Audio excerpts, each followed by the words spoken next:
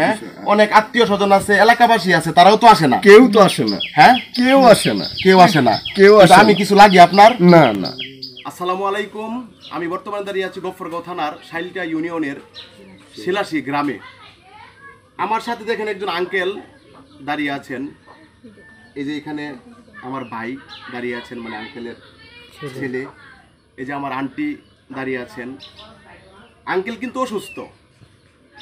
Uncle কোনো কর্ম করে খেতে পারেন না বর্তমান সময়ে। ওনার কিন্তু ইচ্ছা কাজ করার, কাজ করেই খেতে চাই, কিন্তু পারে না। পারেন না পারেন। কি সমস্যা আঙ্কেল আপনি একটু বলেন। এই যে ডায়াবেটিস, প্রস্রাবের ইনফেকশন, প্রস্রাবের থলিয়া বেড়ে গেছে, আর ওই যে ঠ্যাং বিষ বেদা চাপা কামড়া, সারা রাত ঘুমাইতারি না, টেহার লাগে চিকিৎসা করতারি না, একটা বড়িও খাইতারি না, শরীরে শক্তি নাই। আন্টি একটু এদিকে আসেন। এখন বর্তমান আপনাদের সংসারটা কেমনে চলে? বর্তমানে আপনাদের সংসার কেমনে চলে একটু বলেন। আমি কাজ করে হারে চালাই। আপনি কাজ করেন? হ্যাঁ। কোথায় কাজ করেন? ওই যে সাদিউর বাড়ির নো, ডালি বাড়ির কোথা করে নো, পারলে পাহ মাহ হারে করে চলি। তাই বিভিন্ন মানুষের বাড়িতে কাজ করেন, আবার ওই যে বিভিন্ন সময় যে অনুষ্ঠান হয় বাবুর্চি মানে অনুষ্ঠান করে আপনাদেরকে নিয়ে যায়। হ্যাঁ, তাই মশলা বাড়তে লাগে। এভাবেই চলতেছেন বর্তমানে? খালি বসে দিয়ে লাগে। আর কি কোনো নাই চলার সোর্স নাই? না, আর কেন চলার শেষ নাই কেবল। তাহলে কি আপনার ইনকামে এই সংসার চলতেছে? কষ্ট মষ্ট চালাইতেছি কেরাম আমি। তাই একবার খাইলে আরেকবার চিন্তাও লাগে। বাহার বাড়িতে থাকি, নিজের একটু জাগাও নাই। ওইটা কি আপনার বাবার বাড়ি? বাবার বাড়ি। তাই কি বলবো আসলে, আপনারা ওনার কথা শুনছেন। আন্টি বলছে উনি কি কাজ করেন, আর আঙ্কেল অসুস্থ। আন্টি কিন্তু ওনাকে দোষেন না, কারণ উনি অসুস্থ। এটা ভাগ্যের খেলা, কিচ্ছু করার নাই। ঠিক আছে, আজকে যদি উনি সুস্থ থাকতেন, এই পৃথিবীতে কোনো পুরুষ মানুষ চায় না তার ওয়াইফ বাইরে যাক, অন্যের বাড়িতে কাজ করুক।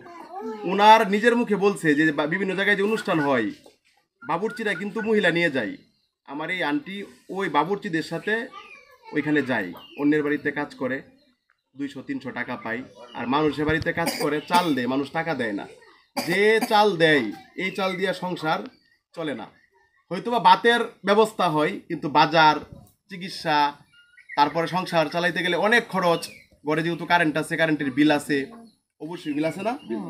তো এখন কাঠ মিটার, এই সব কিছু যোগান দিতে যায়া ওনাদের অনেক কষ্ট হয়। আমি যখন ওনাদের সন্ধান পাই, রোজারিদে আমি কি আসি নাই? আছে। আমি আইসা গরুর মাংসের 800 টাকা এবং কাপড় দিয়ে গেছিলাম।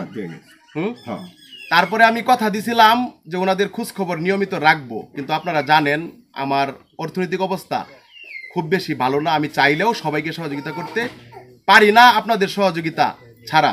এই যে আমার ভাই, আন্টি নিজের মুখে বলছেন যে এই বাবুকে, এই ছেলেকে 2 বছর যাবত কোনো নতুন কাপড় কিনে দিতে পারেন না।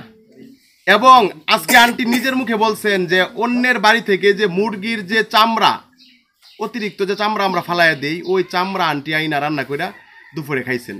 আসলে খুবই মায়া লাগে, দয়া লাগে। যেহেতু আমি মাঠ পর্যায়ে কাজ করি, আমি সরাসরি ওনাদের কাছে আসি, ওনাদের দুঃখের কথাগুলা আমার কাছে বলে, ওনারাও কান্না করে, আড়ালে কিন্তু আমিও কান্না করি, কিন্তু আমার সামর্থ্য নাই। আপনাদের কাছে আমার আকুল আবেদন, ঈদের কয়েকদিন বাকি আছে, আমরা এরকম ঈদ সামগ্রী আরও অনেক মানুষকে দিব, আপনারা আমাদেরকে সহযোগিতার হাত বাড়িয়ে দিবেন।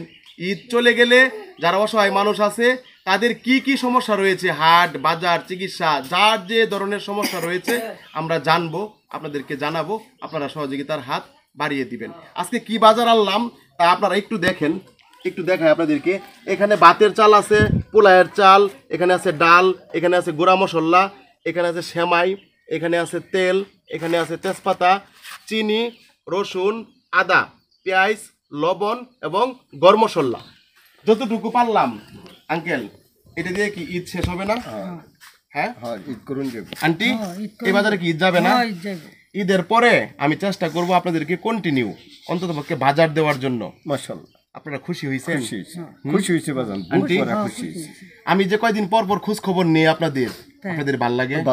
হ্যাঁ, ভাল লাগে, আসলেই ভাল লাগে। আমি কি দিলাম, আসলে এটা অল্প কয়েক টাকার সামানা, অল্প কয়েক টাকা, কিন্তু ওনাদের কাছে এটা অনেক কিছু। আর আমি, ওনারা কিন্তু আমার আত্মীয় হয় না, আমাকেও কিন্তু ওনারা চিনে না। আমার কোনো স্বার্থ নাই, বিনা স্বার্থে যখন ওনাদের কাছে আসি, ওনাদের খবর নেই, সত্যি এটা ভালো লাগার বিষয় ঠিক না কাকা?